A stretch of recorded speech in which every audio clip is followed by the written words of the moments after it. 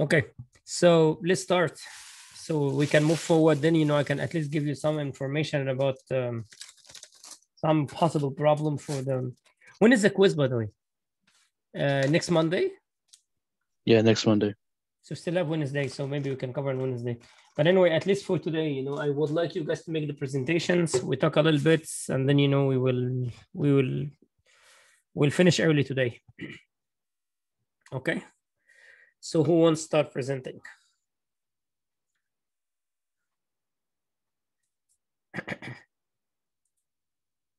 I already opened the share screen. You can share screen if you want, and you just tell me which group.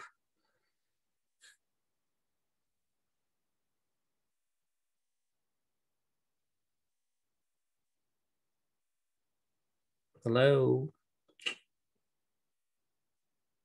Who's group A? Do you have your slides?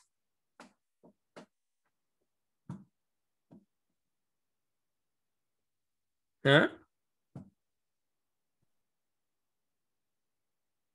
Hello, Professor. Yes. We can go first. Go ahead. So that's why I said group A. You can share your screen. I already I unlocked the share screen. Go ahead. Oh, we're not group A. Is that okay? Yeah, which group? Group For C. C. You're C. Okay. But before C, where is A? Where's group A?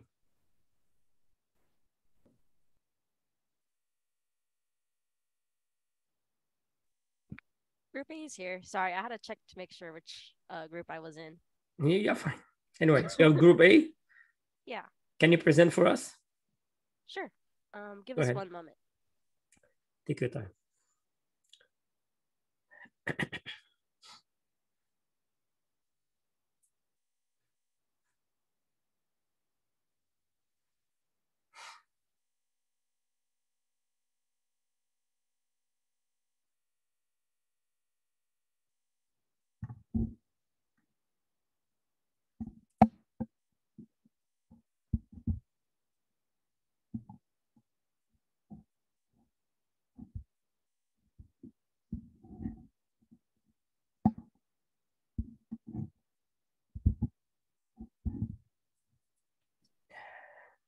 Can you guys see our screen? Yeah, that's good. Yeah, Okay, cool. We actually made ours a little bit longer than 2 slides. We kind of fleshed it out a little. Don't worry. Take your time. Okay. Today, most likely just for presentation. So go ahead. Okay, cool. Okay, so hello, my name is Gurmair, and the other group members are Anthony, Eric, and Vivian, and today we'll be going over our project proposal for computer architecture with Dr. Ali. So before we get started, I just wanted to give a short outline of what we're going to be talking about and what topics we decided to discuss in our presentation. So first, we were just going to discuss what topic we selected, give a little bit of background information based on just some preliminary research that we did on the topic. Explain what components and programs we're going to be using, how we're dividing up the responsibilities between our team members so that we can finish the project in the allotted time. And then we've also created a proposed timeline in the form of a Gantt chart, just so that over the next 2 months, we kind of have something to work off of to finish the project efficiently and on time. Perfect. Okay, so first, we were going to go over the topic section. So what idea did we select to work on? So we decided to work on studying the benchmarking of the hash functions on soft-core processors.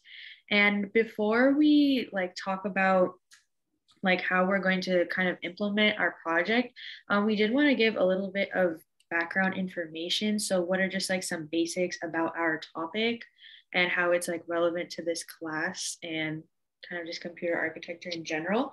So SHA stands for Secure Hash Algorithm, and it's defined as a family of cryptographic functions designed to keep data secure. So in this specific project, we're looking at both SHA-2 and 3. So just to kind of help differentiate between them, SHA-2 is defined as something that's widely used by developers, and it's strong enough for most modern commercial applications. And just to kind of say oh, what's the difference between SHA-2 and 3? Why it might be one used over the other. SHA-3 is very similar to SHA-2, but it's a more secure version of it. And this hash algorithm actually uses a process called sponge construction. And sponge construction is defined as when any class of algorithms with a finite internal state takes an input bit stream of any length and then produces an output of any desired length. And just like going a little bit in more detail about what sponge construction is, there's pretty much an absorbing phase, which consists of messaging blocks that are absorbed into a subset of the state and is then transformed using a permutation function.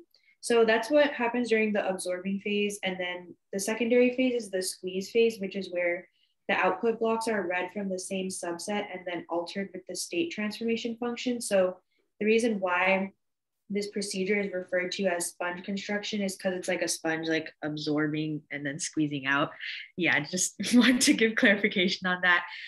So during this process, multiple cores can be used, but they are limited by the speed of fabrics, because if you have kind of like multiple programs like running, it can cause like traffic or cause things to be slower. So that's just something you want to keep in mind. And then since our project is specifically focused on soft core processors, we also kind of just wanted to outline what the difference between hardcore and softcore processes are. So hardcore processors are physically implemented in the structure, while softcore are implemented using some kind of like software. So in this case, like hash function implementation is usually implemented using like FPGA fabric. And FPGAs, as I think most of us know because we've taken a Verilog class, it's a reusable hardware module, and it's usually coded in a hardware descriptive language of Verilog. So this is kind of just some background information on our topic, just to show like why we're interested in it and why it's relevant. And next, we're just going to be talking about the components and programs. So like, what will we basically need to complete our project? Like, how will we be implementing it? So we're going, as I like mentioned previously, since we are focusing on software processors, we will be implementing our project on an FPGA device. We haven't narrowed down which one yet, but we have like a couple of options. And we will be using, as I mentioned previously, the hardware descriptive language of Verilog. And this is kind of just like a little approach on like what we want to do. And the overall goal of our project is to improve power compensation and optimization. So this is kind of just like something for us also to like look back on to kind of make sure that we like hit all these steps. And then next is just responsibilities among all of our group members. So this is kind of more just for like us to reference, but I just wanted to include this anyways, just so we have like things like coordinated. Like we will have kind of like, I guess like a scrum master of sorts. I know it's kind of, yeah, I guess that's like the best way to say it.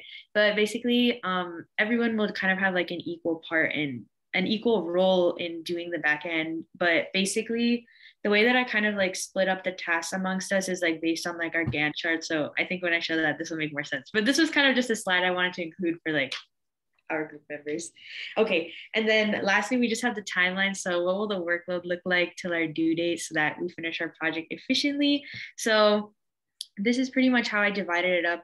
Since we have 9 weeks until our project's due, I kind of split it up amongst these criteria. So first, like we already did it, like I'm counting this as like week 1, I guess, since we're giving our presentation, but like the first 2 weeks will kind of just be like focused on research and kind of pinpointing exactly like what we want our project to do. Since we already kind of have like the more basic things like set aside and figured out like what platform we're going to use to implement it, like buying any of the products, stuff like that. And then in weeks 2 and 3, we kind of wanted to establish the design criteria. So I think designing before like writing any code is really important because you kind of have like a backbone of what you're supposed to do and like a structure for yourself and like your group mates to follow. And then in week 3, we're also going to work on identifying any potential enhancements, if there's anything like specific we wanted to add to kind of make our project like more unique. And then for like the next month, we'll just be writing code and creating test benches with different types of data, and then implementing these test benches to make sure that our project is functioning and that it's actually like working and has like some kind of tangible output. And then in the last few weeks, we'll be cleaning up our code, and we will have like a finished GitHub repository and presentation so that we kind of have like something tangible to show like our open source code, and then also just like targets of like how we completed the project, the functionality of the project, and yeah, things like that. Okay, that's everything. Thank you for listening. Do you have any questions? Yes, I have a question. Which softcore processor you're using?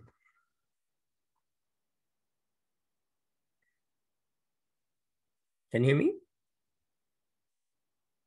Yes, I know like on the sheet there were like a couple of examples, but I think that's also something that like our group has to kind of like narrow down. But I think like whatever like I guess operating system that all of us like have in common would be like the best possible thing. But if you have like any recommendations for us, or I would say look at RISC-V. There is a Okay. GitHub repo for it. And Okay. there is microblaze. Okay, thank you. Because I don't think you're gonna use Neos, because Neos you have to use Intel board. Okay, sounds good. Yeah. You. Don't forget to evaluate the energy. Okay. Like you buy like a power meter, connect it to your board, and connect it to a battery. And while you are running, see how much time you process amount of data until the battery will be running out of energy. Okay, sounds good. Thank you. Yeah. Do you guys have any question for her? Good job, thank you. So group B. Group B. Where's group B?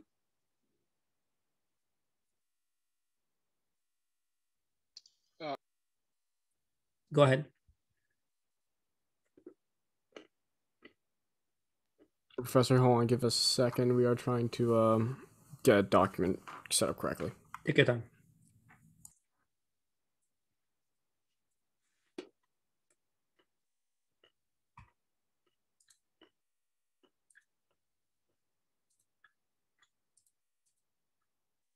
Right, here we go. Let's see. So we kind of took your when you said originally say, oh yeah, just a 2-slide presentation. We kind of took that to heart, so we made ours like extremely simple compared to everyone else, compared to the previous one. But we kind of have a similar idea of what we want to do. Realistically, all we did here was write down text. But basically, we're going to try to focus on the same thing. SHA-2, SHA-3. Probably also going to use via RISC-V. We're probably going to use Verilog as well, I think. I'm pretty sure a lot of us already have Verilog boards that we already had to spend $200 on from last term, and might as well get our money's worth of it. But primarily, we're going to be focusing on hash functions with software processors, creating a sample of code, and then utilizing these functions so we could analyze and see if we could, make it a little bit better, make it a little bit more effective for the hardware we're working on. And then we'll present those findings to this class, and then submit our final project through IEEE report, as usual. Down here, we kind of have a very basic Gantt chart. We weren't too sure how we wanted to go about doing things, so we kind of just decided, okay, well, let's just go A, B, A, B, A, B. And I think, honestly, if we meet this, that'll be honestly perfect. But honestly, I think we may have to shift a couple things here and there. Maybe more time for coding and more time for testing, because, presentation times usually don't take too much. But to be safe, we'll have some extra leeway in there. Okay. Cool. You guys need to be a little bit changed from the other team. So look at some other aspect for the software processor. Okay. Like test different versions of RISC-V. Oh, for sure. Yeah, we're going to look into a lot of different options available here, because this is kind of, honestly, for me, this is uncharted ground. So I'm definitely going to be looking to a lot of different things here and there and seeing what looks the best. So, yeah. Okay. And then, look into the energy as well. Okay, group C. Yes.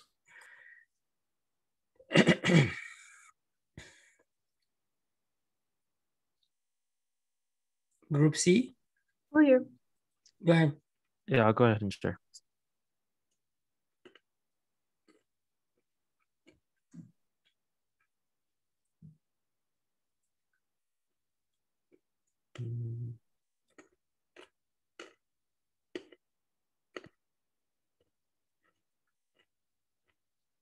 One second.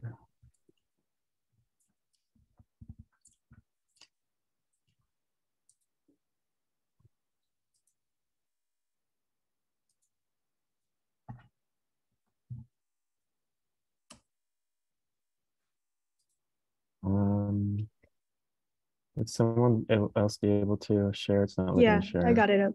All right, thanks.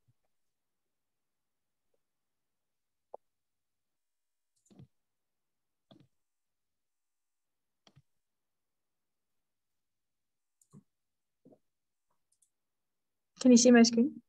Yes. Yes. So we're group C, and we decided to create our own project. Yeah, so for our project, we decided we're going to use natural language processing algorithms and TensorFlow to implement a training model for the purpose of training an AI to predict the next word in a given sentence. And then we're going to test that on a couple different hardwares, probably like an x86 processor and an ARM processor, and compare the performance between the two. So we made a quick Gantt chart. Which NLP you're gonna use? Sorry, can you repeat the question? Which NLP you're gonna use?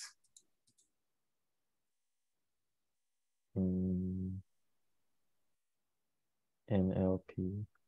Yeah, which natural language processing you're gonna use? Oh, like it's called NLP. Yeah, sorry. What model? We're not sure yet. I don't think. Is it BERT or what? You know, there's many of them. We'll have to do more research on that, Professor. Yeah, we haven't decided. Okay. Can you go back to the Gantt chart? So yeah, we're just gonna acquire our material. We're gonna choose our boards that we want to use, most likely ARM for Raspberry Pi, and then an x86 processor that we all have available. Just do some research, obviously, on what type of model we want to use for NLP, and the coding and data that we will need to use it. Then implementation. So we're gonna go ahead and load the model onto the hardware that we choose, and just make the model try to learn and see which. Actually, in the testing part, we're gonna see how the model performs and how it how fast it processes all the data that we input into it. And then finally, we're going to have our results and see how the models predict text and what hardware runs the NLP better. And that's about it.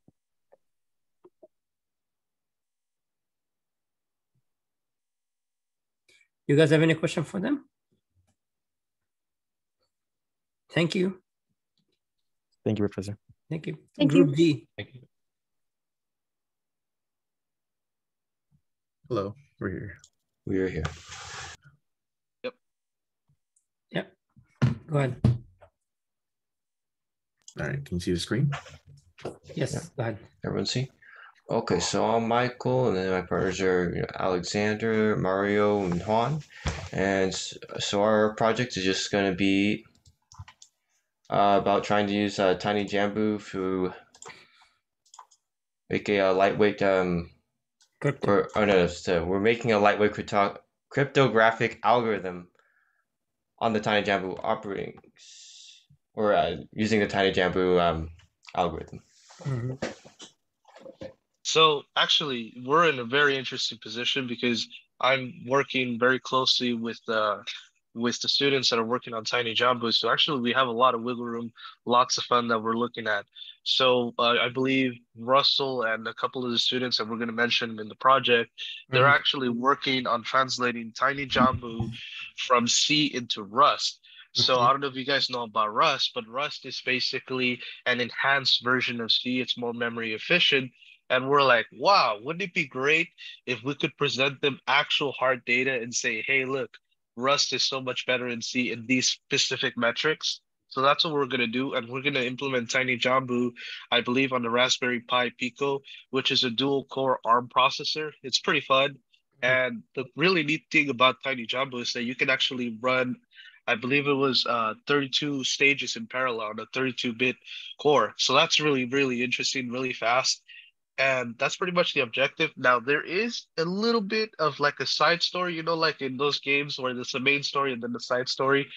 We would like to implement a post-quantum algorithm on the Raspberry Pi Pico, specifically triple Diffie-Hellman or X3DH. And we're going to actually see, okay, what's the difference between a lightweight cryptographic algorithm versus a full-on post-quantum, and if it's even possible to implement it on the Raspberry Pi. So those are a few of the ideals that we have, the principles, and that's pretty much it for our objective. That's And really then cool. just for our background on Tiny Jambu, if you don't know what it is, it was created about 2 years ago. Mm-hmm. And basically it's just an algorithm in which the message for your password or whatever it be gets mixed up with a nonce, which is a 96-bit just gibberish, random gibberish that gets put in and then shuffled around, and then it gets added to another nonce and gets shuffled around again multiple times in order to offer the most secure, and then produces a token. Yeah, it's based on LSFR. Yes, which we're kind of learning in class right now, right? We learned about shifting. Mm-hmm. Yep. So Yep. it's non-linear. Yep. So the strength is pretty complex encryption, and it's usable on very limited hardware. What about you again, Short? Yeah, I'll now discuss the potential hurdles for our project, and of course, being that not everyone on the team is familiar with cryptography, so that's going to be an issue, and then also organizing everyone's time and the fact that there's limited information on Tiny Jambu. Of course, these are not impossible to overcome.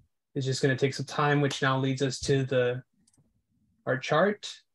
Of course, it looks like just about everybody else's, where it's cascading, where we have studying Tiny Jambu, right? For others on the team, it might be faster. Documenting our finds, implementing our Tiny Jambu, writing our final paper, and then we're going to prepare for our demonstration come the end of this semester. Thank you. You guys have any question for them? No question. Thank you. I appreciate it. Thank you. How do I stop the share?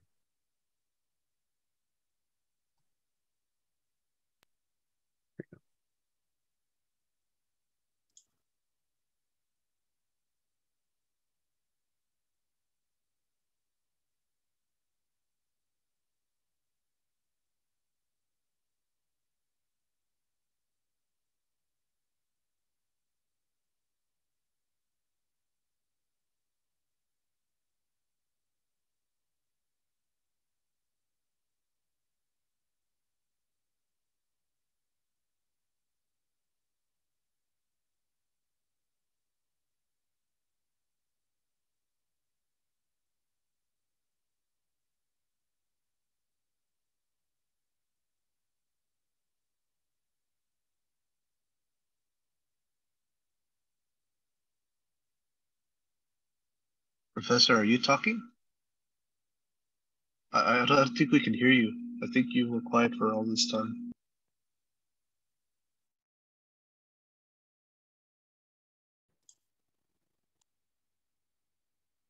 I know I can't hear. No, I can't hear you yet, Professor.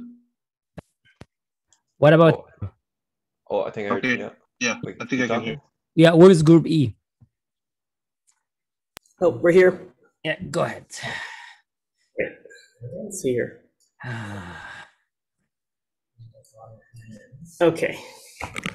So our group is doing a custom project. We are doing dynamic drone racing. Oh, I love that. Yes. So let's go ahead and present our project. So our focus is to kind of resolve some of the issues that there are currently right now. So the current UAV limitations are speed and then payload transmission, and the cloud computing restrictions are processing speed, control system, and then the robotics and the mechatronics aspect of it. Our solution is to race two drones through a 4-stage custom obstacle course, challenging the computing process of the current processors on the computer. So we'll have two drones racing through our 4-stage obstacle course, running on different processing architectures to determine the most efficient processor for high-speed UAVs. So we are going to be using these mini little DJI Telos. I actually have one right here. And this thing goes about 8 miles per hour in the air, actually 8 meters per second. So it's pretty fast, getting up to full speed. And we are going to be designing this obstacle course ourselves by implementing different challenges for computer vision and image processing. So something like putting colored balloons for it to slalom across, that would challenge its computer vision for HSV mask, using QR codes to make this race dynamic. By the way, the dynamic race part of this just means a changing form for each obstacle. So it would be different stages of testing the agility, the flexibility, and the endurance or stamina of the drone. And we are also going to be implementing end-to-end camera feed encryption for the transmission of camera data from the drone to our computing systems. Interesting. Wow.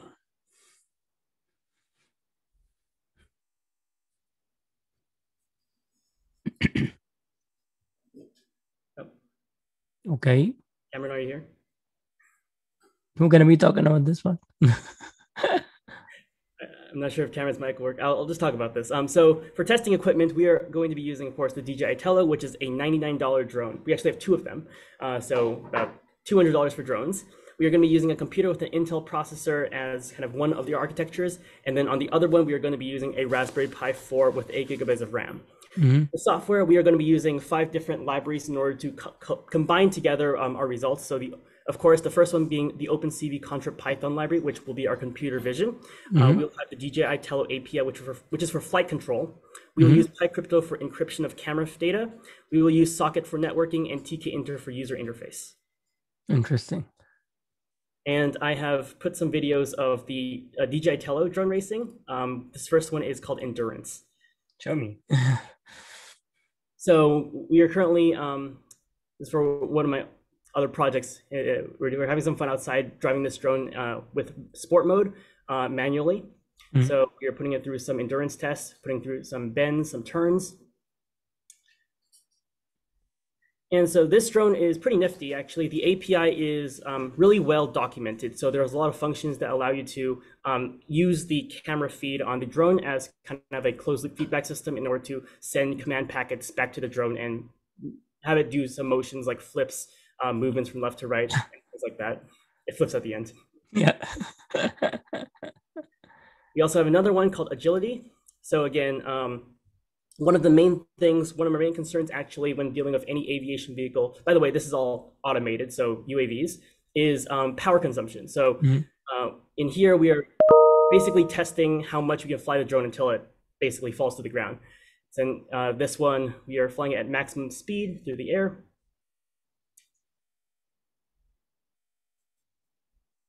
And it does flip. So this DJI Tello is very lightweight. It's about 10 to 15 grams, and it's very agile with using a 1S LiPo battery as its power source. Interesting. Oh, wow.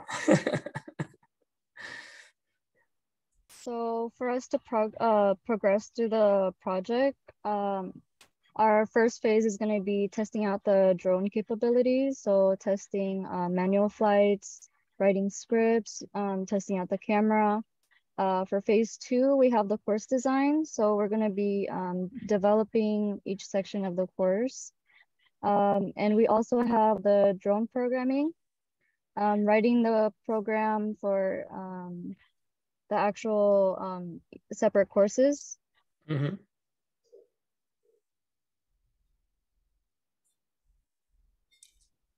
Wow, I like the plan. Yeah, and then we have the testing and data collection, testing each of the separate drones, running each of them through 10 separate tests or three races. And then lastly, we have the analysis of results, writing the report and demonstration video. Good job, guys. I really like it. Thank you. So all in all, we're trying to improve the agility of drones and in turn, the popularity and the ability of UAVs to do new and innovative tasks. Good. Do you guys have any question for them?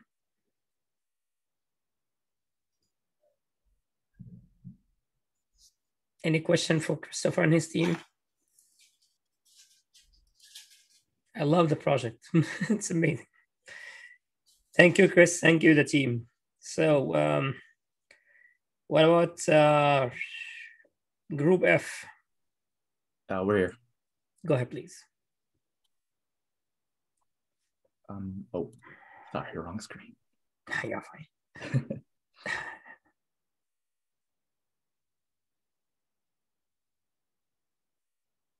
Oh,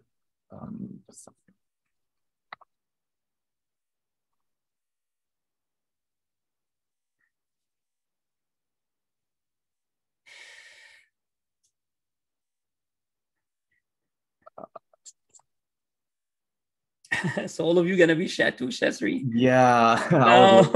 I was seeing it, and then I mean, I guess if too many people do it, I don't mind changing. I would recommend to change, yes. But anyway, go ahead. Yeah, okay. Well, we'll give this presentation first, and then maybe we can discuss. Okay, you know, flip to something else, like, you know, asymmetric key, elliptic curve with RSA, something, you know. Yeah, okay. But for now, this is what we got. So okay, no, you're fine. But remember, you know, group F is not SHA-3. yeah, okay. Go ahead.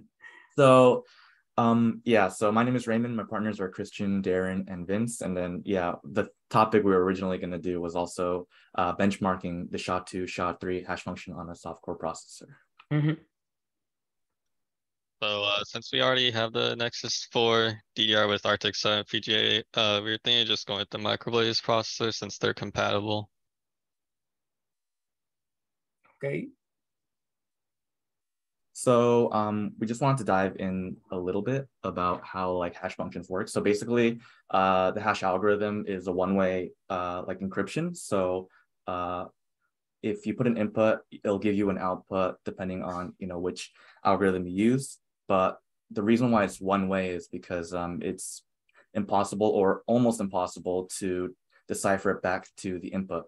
And while we were doing the research, we were a little confused, or at least I was, of why there's SHA-2, SHA-3, and then like SHA-256 to SHA-512. And then basically, if you look onto the right, it kind of categorizes it. SHA-2 has a bunch of other subcategories, like the most popular one being the SHA-256. And the number there basically refers to how much bits the output is, right? So the SHA-256 algorithm output will consist of 256 bits, meaning there'll be 2 to the 256 different outputs that you can get, meaning there's a low chance of collision. What that means is when collision happens is if 2 different inputs give the same output, but mathematically that's like very low chance and nearly impossible. And also with these hash functions, even minor changes to the inputs, so for example, just changing 1 bit will drastically change the output, meaning that it'll be very hard to link the output back to the input. And how the SHA-2 and SHA-3 hash functions differ is mainly the algorithms that are used. I believe the SHA-2 uses the SHA-2 algorithm, while SHA-3 uses the CAC algorithm. Mm-hmm. Now for benchmarking, some things we'll benchmark will be power consumption, speed, so that could be like in terms of bytes per second. We're looking at the maximum clock frequency or cycles per byte, and also the cost performance, so number of slices, registers, LUT, and the size of the memory.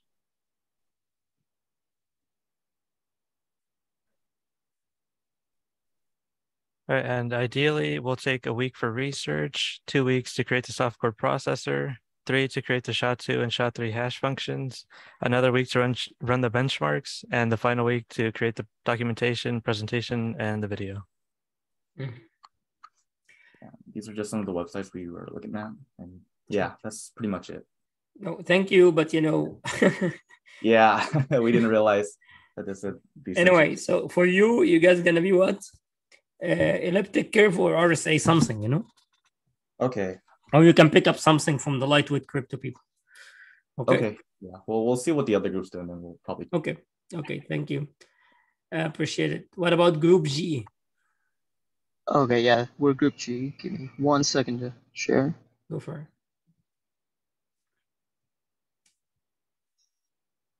it. Okay.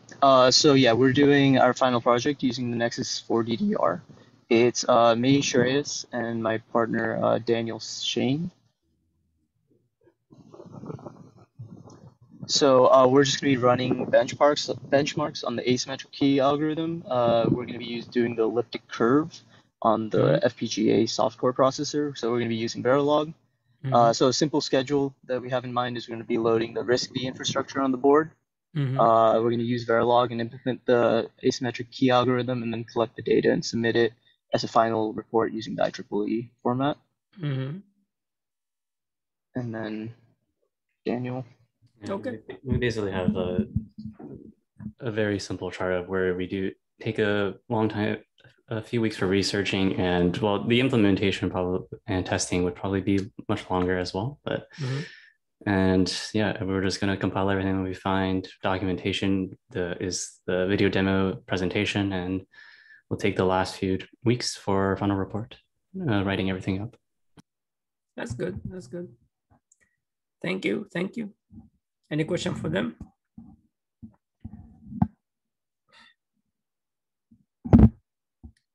So good. Then, let's go for group H. Yeah, here. Go ahead.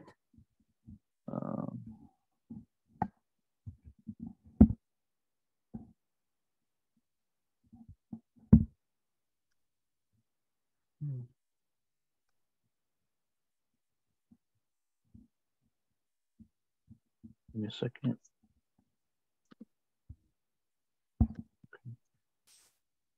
Okay, so our group is focused on the implementation and analysis of the asymmetric RSA algorithm using microblaze.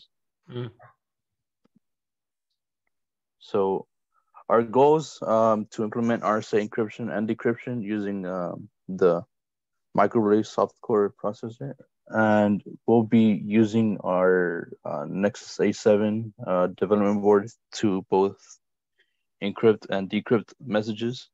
We want to analyze the performance metrics throughout this whole process, and we also want to analyze the performance through a process that doesn't involve programming the algorithm on the Nexus board. So the plan is to essentially just create a simple program using the RSA encryption and decryption and compare the timing and performance through there, and sort of compare that to when we implement the RSA on the Nexus A7 board. Our timeline, since the RSA algorithm isn't necessarily too difficult to handle, we'll probably spend a week on learning it. From there, we'll look into the implementation using microblaze. And once we have all of that down, we'll implement and test the algorithms on the Nexus A7 board, and the rest of the time will be used on completing and finalizing our report and video. Good. Thank you. You guys have any question for them? Thank you. So what about group I? Yeah, over here. 1 second. Go ahead.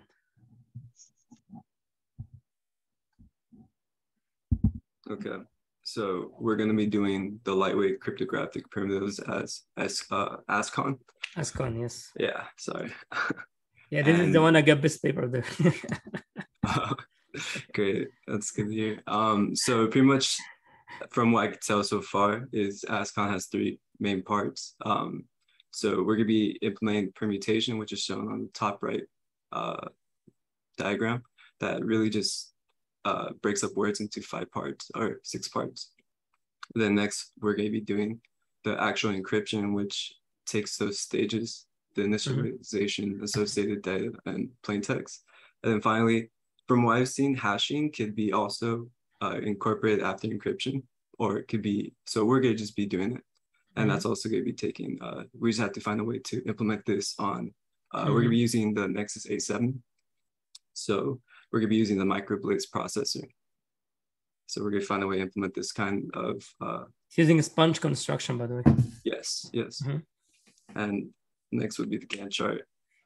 We're dedicating, no one in the group is really familiar with cryptography yet, so we're dedicating 2 weeks to researching. And the next...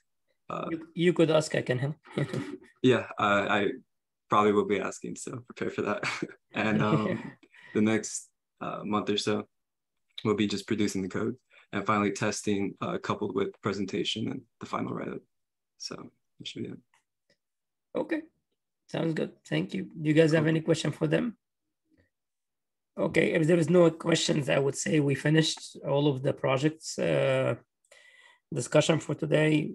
I don't think it will be really smart to make any discussion about, you know, anything else. We will push it to the Wednesday, and we'll try to prepare you guys for the quiz on Monday. You guys have any questions? Any problem? Any concern? No questions. Super. So in that case, it was my pleasure to meet all of you. Hopefully I will see you guys in person maybe on Wednesday. I hope so. Other than that, stay safe and God bless you. Thank you. Feel better. Goodbye. Thank you. I appreciate it. Get well soon. Thank you. Get well soon. I appreciate it. Thank you, Professor. Hope you get better soon. God bless. I appreciate it. Thank you. Thank you. Bye-bye. Yeah, get well soon, Professor. Thank you. Thank you. Bye-bye.